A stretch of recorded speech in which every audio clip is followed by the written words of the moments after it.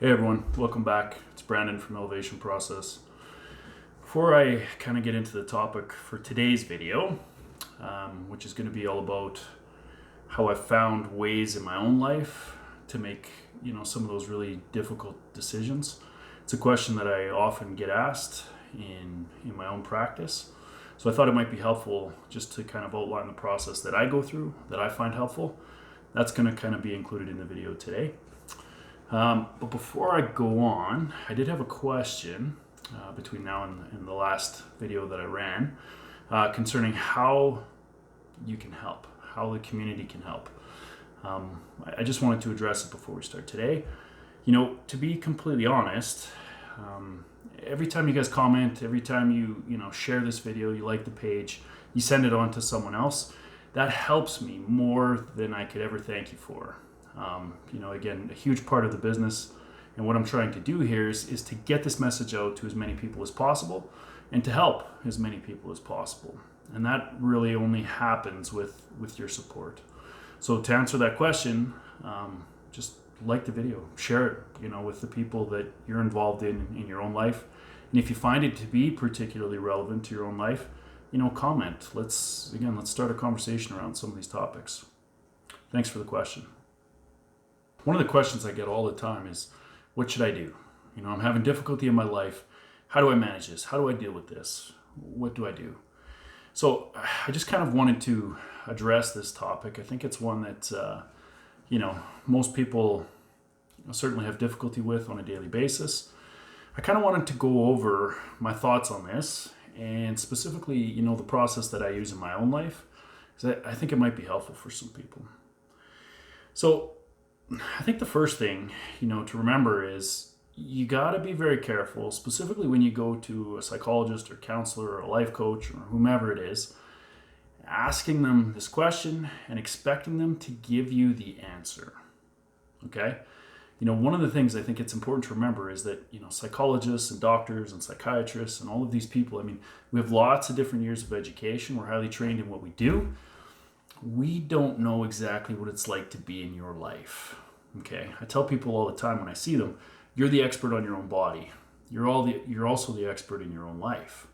Okay, so I think sometimes when people show up at my practice, they ask me this question, right? What should I do?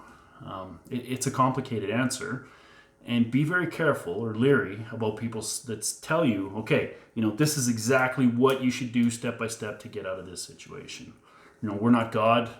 I don't know all the answers to all the different problems and solutions, right? So as far as getting specific, be very leery about someone who's, willing and does that in their own personal therapy sessions.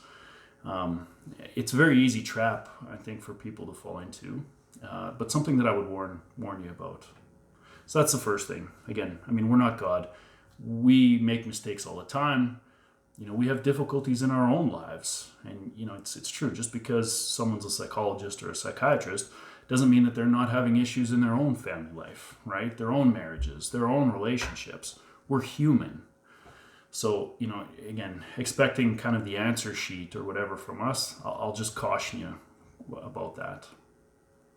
So, when I look at these situations in my own life, one of the things I'm always aware of is that emotional response that we can go through.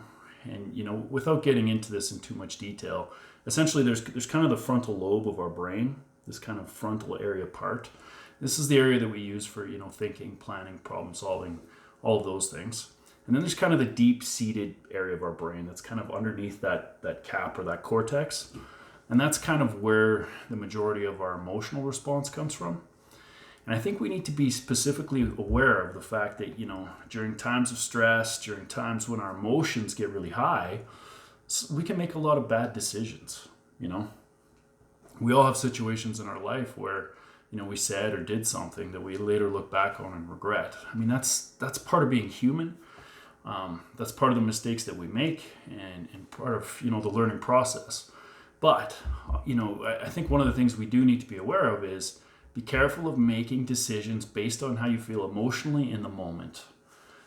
We can get ourselves into a lot of trouble that way. So the first part of the answer to this question, how do I deal with these difficult situations is, take a step back. Specifically, if you feel your emotions just take off, if you get really angry, if you get really sad, if you get really frustrated, let your emotions communicate something to you. They're trying to.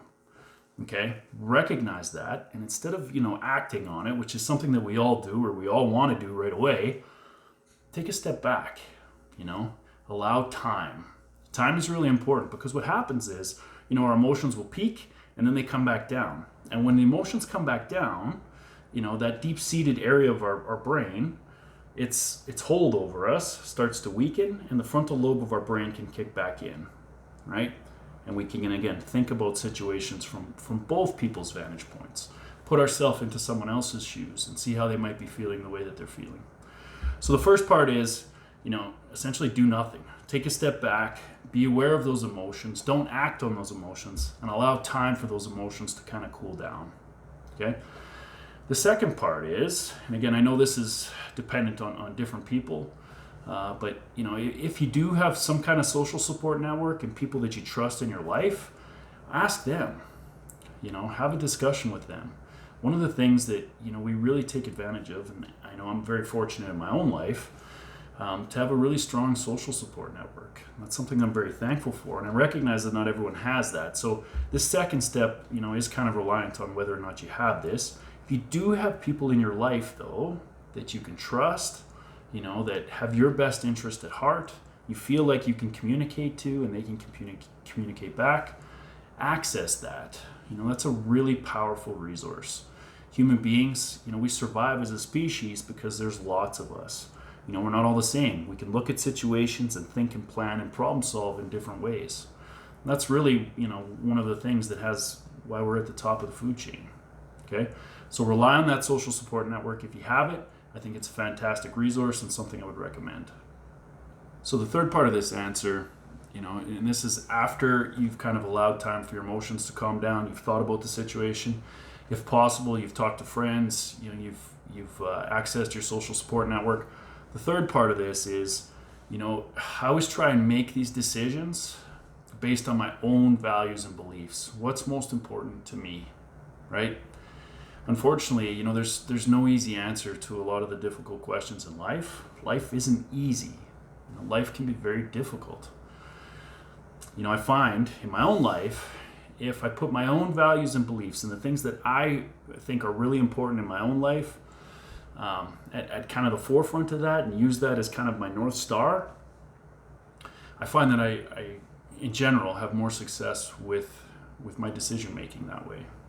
Now, kind of an asterisk and something that I would warn people about is, human communication is very difficult, and you need to remember that, sometimes when you do what's best for you and your beliefs and your, what you believe in life, that's going to piss other people off and they're not going to be happy with that, right? So, making difficult decisions in life based on your own values and beliefs, sometimes it can make situations with other people worse. And that's something that you need to be aware of, okay? I think we get ourselves into a lot more difficulty in life by just constantly giving way to what other people want, right? What's most important to other people. Mothers in particular, you got to be very vigilant with this. We give so much of ourselves to our kids and our children and everything else. And then, when they get older and leave the nest, so to speak, we don't have anything left for ourselves, right?